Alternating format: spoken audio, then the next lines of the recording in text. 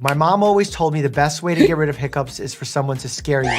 And remember, there's actually two nerves involved when it comes to hiccups, because that's happening as a result of a diaphragmatic spasm. The diaphragm is that giant muscle that sits below the lungs that pulls the lungs down to breathe and then pushes up and relaxes and then helps the lungs exhale. So in this scenario, you have the vagus nerve interacting with the phrenic nerve, creating this diaphragmatic spasm. And what I found to work best for me and so many of my patients is a little spoon of granulated sugar. There's also some really good evidence-based methods for breathing into a paper bag to increase carbon dioxide levels, or like taking a breath in, holding, taking another quick deep breath in without exhaling, and then another time, one more time.